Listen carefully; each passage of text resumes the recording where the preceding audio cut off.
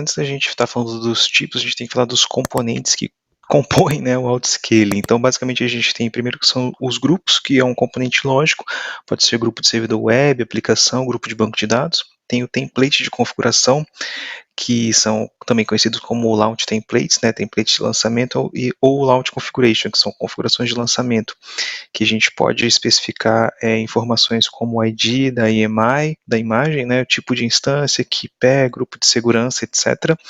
E a gente tem as opções de autoscaling, que fornecem diversas opções para escalar os grupos de autoscaling. Por exemplo, você pode configurar um grupo baseado numa ocorrência específica ou com agendamentos.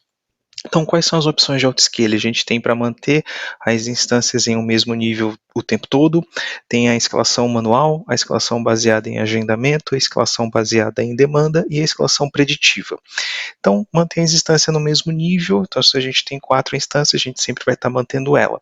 Então, você pode configurar o seu grupo de autoscaling para manter um número especificado de instâncias em execução todo o tempo. Para manter os níveis de instâncias atuais, o Amazon S2 Autoscaling, ele executa uma verificação de integridade periódica nas instâncias em execução no grupo de autoscaling.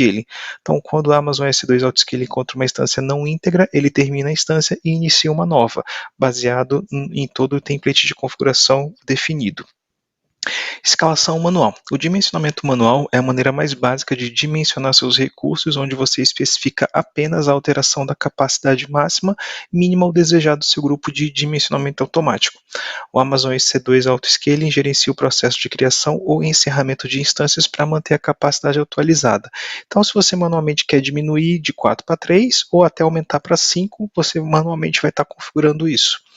Então, o escalamento baseado em um agendamento. Escalar por agendamento significa que as ações de escalonamento são executadas automaticamente em função de hora e de data.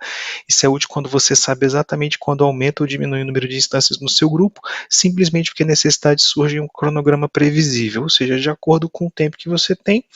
Se você sabe que, por exemplo, na hora do almoço, ou final do dia, ou fim de mês, você tem uma alta carga, você pode estar aumentando o número de instâncias. Então, escalação baseada em demanda. Uma maneira mais avançada de dimensionar os seus recursos, logicamente usando as políticas de dimensionamento, permite definir parâmetros que controlam o processo de dimensionamento. Por exemplo, digamos que você tem um aplicativo web atualmente em execução em 2 instâncias e deseja que a utilização de CPU, da CPU, né, do grupo de autoscaling, permaneça em torno de 50%. Então, quando isso for alterado, ele vai estar aumentando o número de instâncias para poder não onerar essas instâncias atuais. Esse método é útil para dimensionar em resposta a mudanças nas condições ou quando você não sabe quando essas condições vão mudar. Você pode configurar o Amazon S2 Autoscaling para responder para você. Escalação preditiva, você pode usar o Amazon S2 Autoscaling em combinação com a AWS Autoscaling, né, para dimensionar os seus recursos em vários serviços. O Autoscaling pode ajudar a manter a disponibilidade e o desempenho ideais, combinando o dimensionamento preditivo e o dinâmico, que são as abordagens proativas e reativas, respectivamente, para dimensionar a sua capacidade do Amazon S2 mais rapidamente. Então, basicamente, a gente tem esses 5 tipos.